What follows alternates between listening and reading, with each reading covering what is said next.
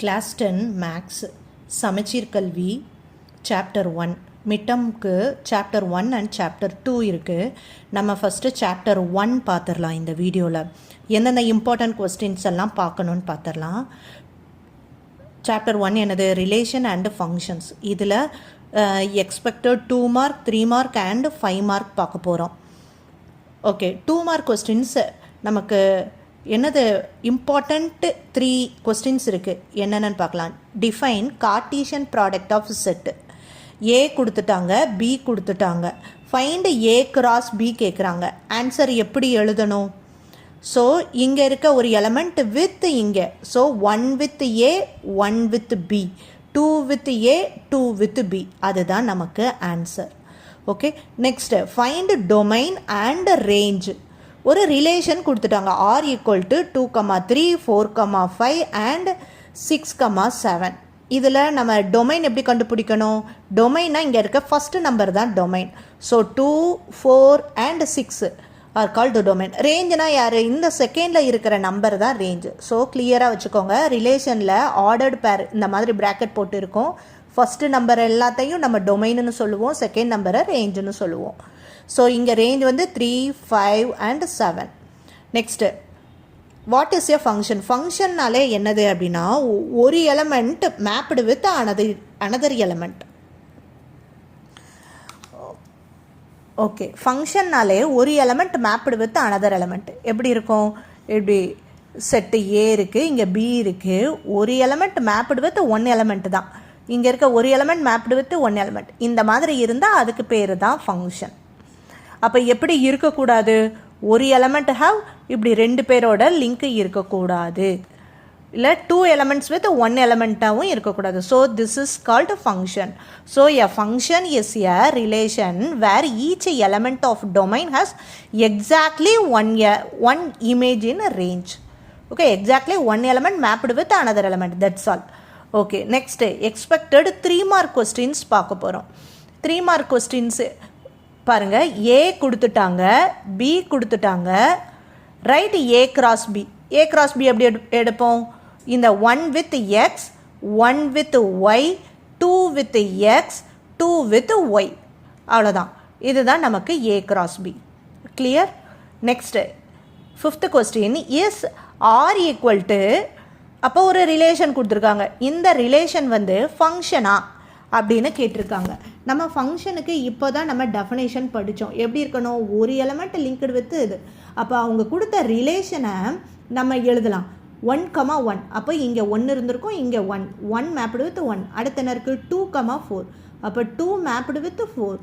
அடுத்து 3,9. அப்போ 3 mapped with 9. எந்த நம்பரும் ரிப்பீட்டட் எலமெண்ட்டோட லிங்க் பண்ணலை. ஒரு element linked with 1, 2 linked with 4, 3 linked with 9. அப்போது இது கண்டிப்பாக அது ஒரு ஃபங்க்ஷன் தான். So yes, each input has only 1 output. அதனால் இது ஃபங்க்ஷன். நெக்ஸ்ட்டு ஒரு ரிலேஷன் கொடுத்துட்டாங்க. As arrow diagram. அப்போ ஆன்சர் நம்ம சொல்லணும். எப்படி இருக்குது? நம்ம டயக்ராம் போட்டுக்கலாம். என்ன கொடுத்துருக்காங்க?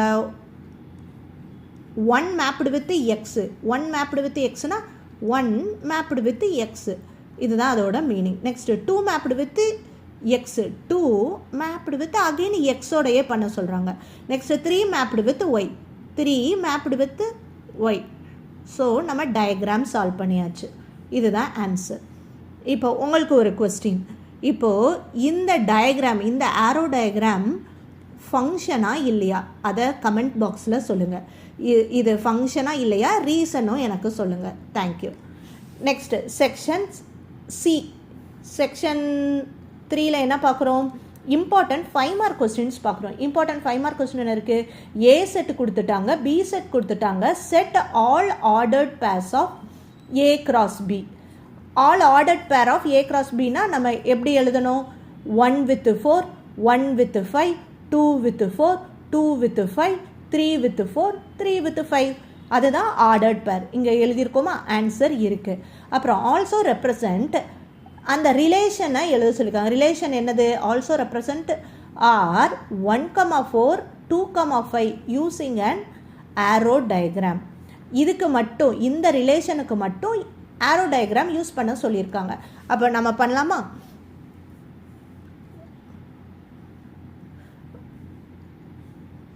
ஓகே, யாருக்கு மட்டும் பண்ணணும்? 1 with 4, 2 with 5, இதுக்கு மட்டும்தான் நம்மளை ரிலேஷன் பண்ண சொல்லியிருக்காங்க. ஸோ பண்ணியாச்சு. ஆக்சுவலாக ஏல யாரெல்லாம் இருக்காங்க அதை நம்ம எழுதணும். 1 2 3 இருக்குது, பியில் 4 and 5. Okay, that's all. This is the answer for arrow diagram. Next 8th question என்ன இருக்குது? Function f from N to N, என்னன்னா natural number, is define by f of x equal to x plus 2 கொடுத்துருக்காங்க. Find f of 1, f of 2, f of 3. அப்படின்னா என்னது? F of 1னா என்ன பண்ணணும்? இந்த இடத்துல எக்ஸுக்கு பதில் 1 அப்ளை பண்ணணும். அப்போ ரைட் சைட்லையும் எக்ஸுக்கு பதில் 1 அப்ளை பண்ணணும். அப்போ 1 + 2 3. எஃப் ஆஃப் 2னா இங்கே 2 + 2 4. எஃப் ஆஃப் 3னா எக்ஸ் இருக்கிற இடத்துல 3, 3 + 2 5. That's all. அப்போ டொமைன் அண்ட் ரேஞ்சு. எக்ஸ்ட்ரா என்ன கேட்டிருக்காங்க? டொமைன் கேட்டிருக்காங்க. டொமைன்னா என்னது? இந்த சைடில் இருக்கிற எல்லாமே டொமைன். இந்த எண்ணில் யாரெல்லாம் இருப்பாங்க? நேச்சுரல் நம்பர்ஸ் எல்லாமே இருக்கும். அதனால தான் எண்ணுன்னு போட்டாச்சு. அப்போ அந்த இடத்துல என்ன எழுதிக்கலாம்? 1, 2, 3, up to extra. Natural numbers தான், எல்லா நேச்சுரல் நம்பரும். ரேஞ்சு யாருக்கு?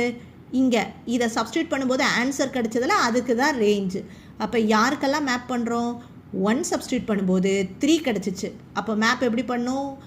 1 மேப்டு வித் 3, அப்போ 2 மேப்டு வித் 4, 3 மேப்டு வித் 5. அப்போ யாரெல்லாம் ரேஞ்சுன்னு சொல்லுவோம்? இதுதான் 3 4 5, இதுதான் ரேஞ்ச்.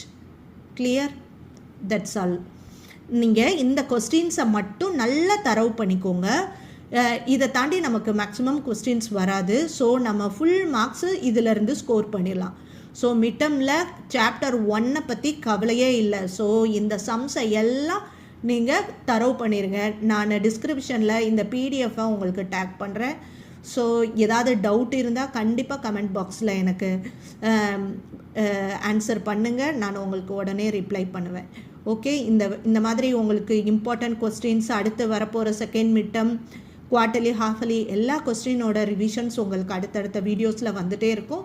ஸோ இந்த மாதிரி வீடியோஸ் உங்களுக்கு வேணும்னா கண்டிப்பாக இந்த சேனலை சப்ஸ்கிரைப் பண்ணுங்கள், வீடியோவை லைக் பண்ணி உங்கள் ஃப்ரெண்ட்ஸுக்கு ஷேர் பண்ணுங்கள். தேங்க்யூ.